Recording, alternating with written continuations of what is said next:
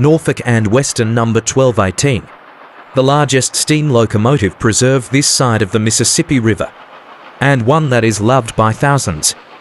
We have already covered his story once, with it being one of the first videos on the channel. However, I have learned a lot more information about this locomotive, and I wish to broaden his story video and remaster it. So join me once again as we follow the footsteps of the beast, Norfolk and Western number 1218.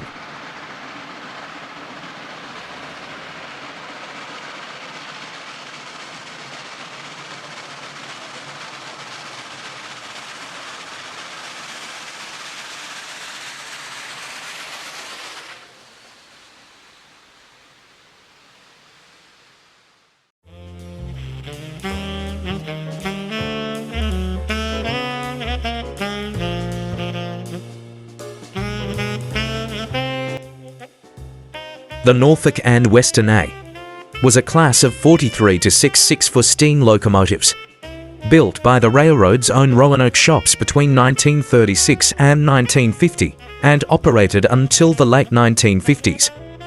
Upon delivery of the class, starting in 1936 with 1200 and 1201, they were tested and proved successful. The railroad was satisfied with the class and bought 8 more the following year. During testing, railroad officials were very impressed with their performance, as they were capable of pulling 4,800 tons at 25 miles per hour on a 0.5% grade, and 7,500 tons at 64 miles per hour on level track.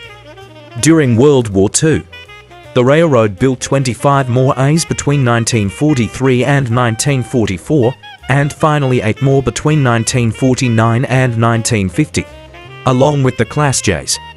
The A's were some of the last mainline steam to enter service in the US. The locomotives had a cast steel frame and Timken roller bearings.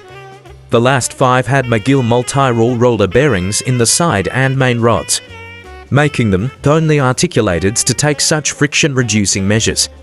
They were assigned to freight service, and have pulled slower heavy freight trains as well as fast-time freight.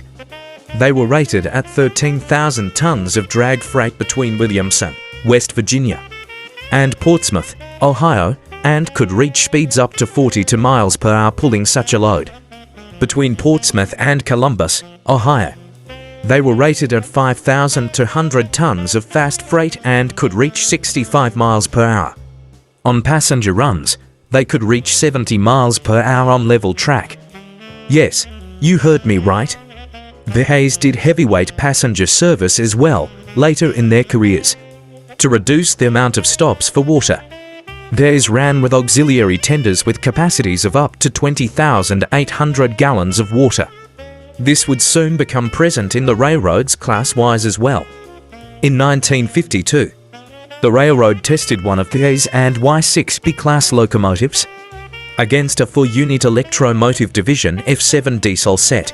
The tests indicated that fuel costs and similar items were roughly the same, and the test was considered a tie. However, diesels eventually won out for lower maintenance and other operational costs. As successful as the class was, diesels eventually replaced them. Retirement started in 1958, and by 1959, all of the A's had been retired.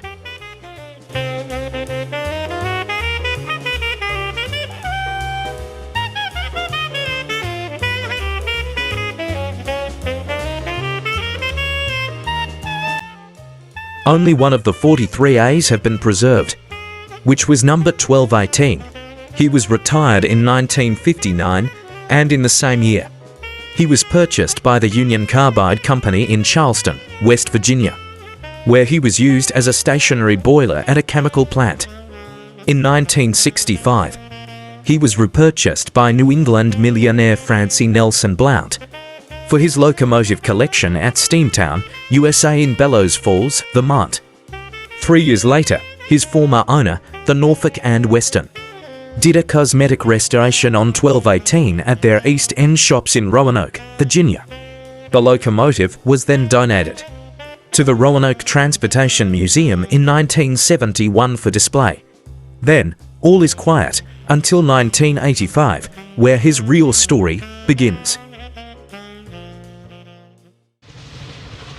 Number 1218 is the last of his type left in the world, with no other 266 locomotive types being preserved in any other country.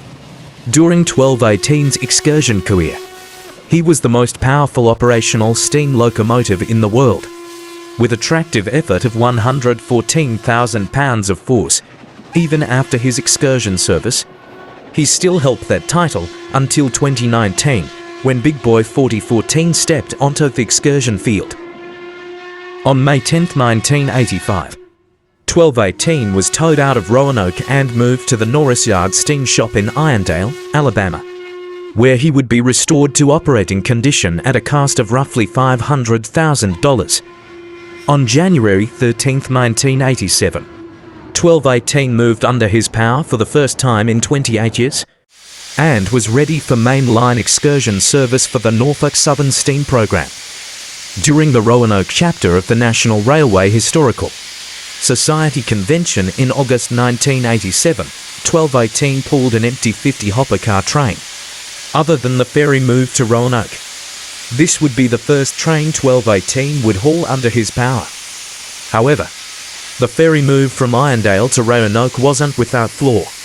1218 suffered a failure of an unknown part and was towed back to the closest town for inspection. Despite the setback, 1218 made it to Roanoke on schedule and would soon take up excursion service next to Class J number 611. In 1990, 1218 travelled to St. Louis, where he met up with locomotives Cotton Belt 819, Frisco 1522, and Union Pacific's 844, to participate in another rare NIHS convention, which took place at the former Union Station. At the end of the 1991 excursion season, after completing a round-trip excursion from Huntsville, Alabama to Chattanooga, Tennessee, 1218 returned to Irondale, Alabama for an extensive overhaul, where his flues need to be replaced and the portions of the firebox repaired. This is where his story takes a darker turn, as 1218 would be left partially disassembled and was towed to Roanoke for storage.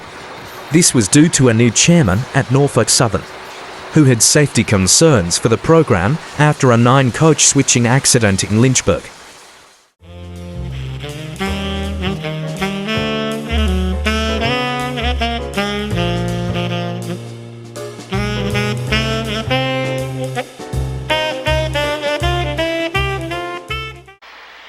In 2001, 1218 was donated to the city of Roanoke and was put on display in the Virginia Museum of Transportation, where he still resides today.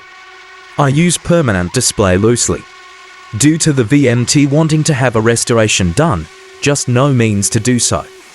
I have covered the possibility of his restoration in a separate video, although a short one. It provides information on how to restore 1218, not only to NIHS standards, but to the standards of the Norfolk and Western. Thanks for joining me. I'll see you guys next time.